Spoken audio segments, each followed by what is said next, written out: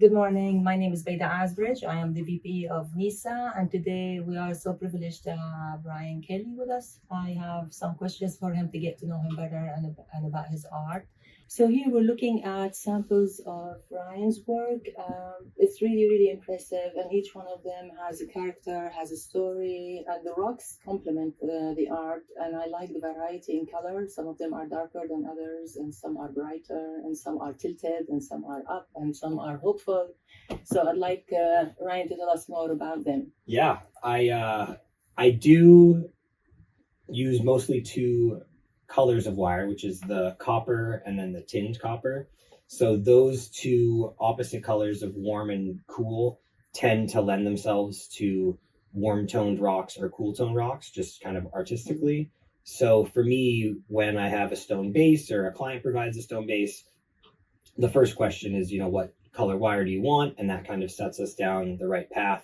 And then based on that color, obviously the rocks themselves have a ton of different shapes and sizes and angles. And I have pieces that have been, totally balanced one direction versus the other, or super tall or super long, physically balancing, but also visually balancing. So for me, some of them are more kind of simple and kind of more calm and centered, but some can definitely get a lot more energetic or angled or tense in kind of their composition.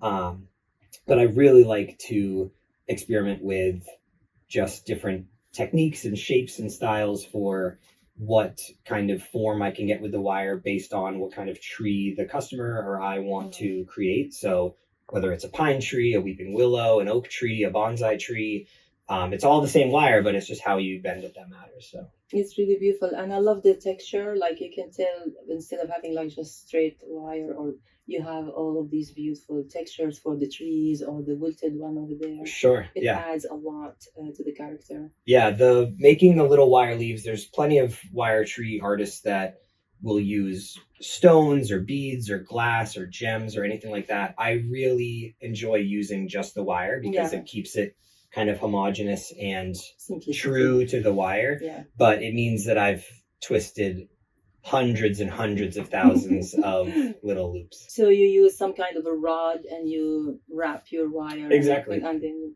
I use an 1/8" brass rod that's clamped into a pair of vice grips, and then everything is by hand, and I just make all the coils, and then the coils turn into the leaves. Yeah. Really beautiful.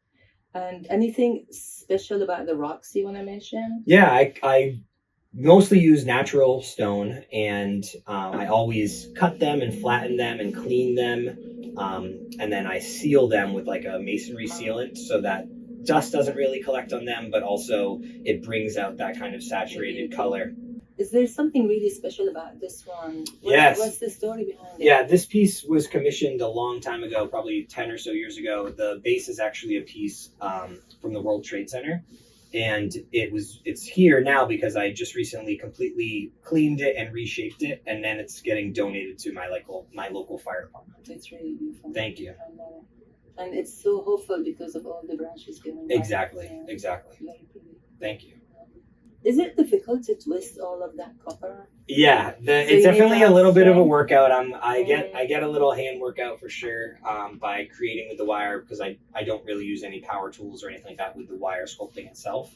But it's really fun because even the pieces just in here are all on the smaller side of some that I have done, which is kind of cool. So they can get almost 2 or 3 times the size that they're here. So if it's larger, how would you twist them? The same? Same way. Yeah. There's my second book that just came out last year, a year and a half ago, kind of shows some better examples in the process of how I kind of create. It's actually, the book is about creating this piece right here. It's titled Prominence. What is your definition of an artist?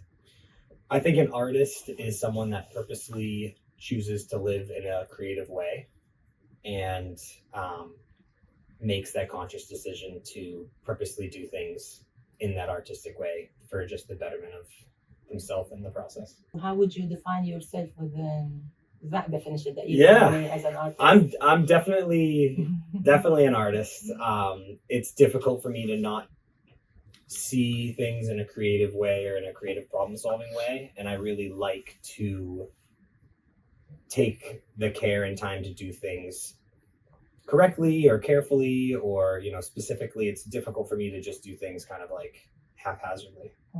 I'm looking at all the wire and the beautiful trees that you make, and I'm just wondering, why were you attracted to this type of art? Yeah, I started making wire art when I was in high school. I did not do well in school and had a lot of classes that I just hung out with in study periods and in the art room. And I just found wire and was messing around with it, and the teacher let me have kind of as much as I wanted. And I've always been working with my hands with my dad, whether it was construction or carpentry stuff, or my mom with food, and then just the wire just became kind of like my medium of choice. Which artists inspire you and your work? Yeah, I mean, I'm really grateful that I actually didn't get a traditional artist background of training. I never went to art school or college or anything. So for me, the artists that inspire me are just the artists that I meet in my community. They're people that I can ask questions to. I can, message on Instagram or Facebook. I meet them at show openings or contact them via email. And I just am inspired by people of all ages and abilities, because you never know as an artist what will inspire you or click for a certain project or a certain situation. And that's why I really love the community of artists, because as someone that does mostly commission work, you never know what someone will need. And I love having this kind of repertoire of artists that could potentially, have a successful project with. So did you go to school or did you take workshops to learn how to do this? No, I'm totally self-taught. Oh, wow. Yeah, so I just messed around and made a lot of mistakes, which a lot of artists will admit is definitely part of the process. Yes, definitely. Yes. I think the process is as important as the final Absolutely, product. yeah. Of course. Where do you get your inspiration from? Yeah, I mean, I am inspired by a lot of things. Definitely nature is one of my biggest inspirations. I'm really grateful to live in the woods of a beautiful town with nature all around us, and stones, trees, rocks, natural land formations. That has always been something that I'm drawn to, and now in my art I try to just recreate a small part of that. And do you have a favorite piece, and why? Sure. My favorite piece, as any good artist would say, is whatever one the client was like the happiest with, I guess. But for me, my largest wire tree currently, which I've ever made, is called Winds of Change. It is a 4 foot by 4 foot wire tree. It's all copper. It's all hammered on the ends. It took over 200 hours to create. My first book was actually about the process of making that tree. It has 1,710 individual wires in it, and it has almost 2.25 miles of wire just in the one tree. That's probably my favorite to date as far as a wire tree. One of my personal favorite pieces outside of a wire tree was the piece that I just recently installed at Alnova. It's called Alnicity. It's Abenaki for hemlock tree. It's like a 13-foot tall welded steel hemlock tree, all out of steel rod.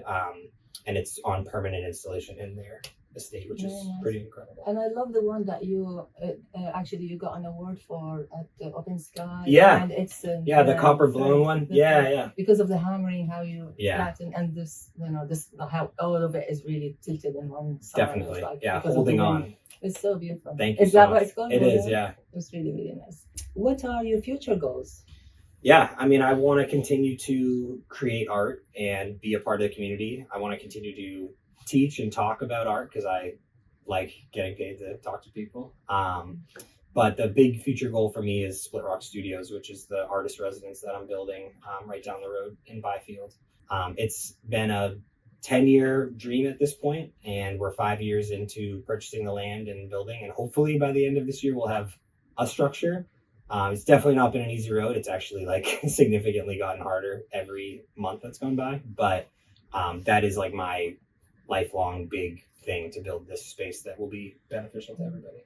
So when you say beneficial, can you tell us more? And Yeah. It will be beneficial to other artists? Yeah, it's basically I'm building an artist residence in the woods. So I bought 5 acres of a 100-acre horse farm with thousands of acres of protected forest behind it. And I'm building a building where an artist can live and rent and have studio space with other artists in a beautiful setting that's efficient for them. There's concrete floors, 9.5-foot ceilings, big garage doors with natural light coming in, the right power, the right insulation, the right wiring for good Wi-Fi, and just really creating a gorgeous space that's efficient for hopefully the couple right people that can live Does there. that mean only sculptors are welcome? They don't have to only be sculptors. No, you could be a painter, you could be a printmaker, you could be really anything. It's just a very specifically designed space for someone that maybe needs a little bit more of the robustness of a concrete floor and easy access for trucking or deliveries and stuff like that. Can you show us that side? Oh, we're going right after. All right, let's go.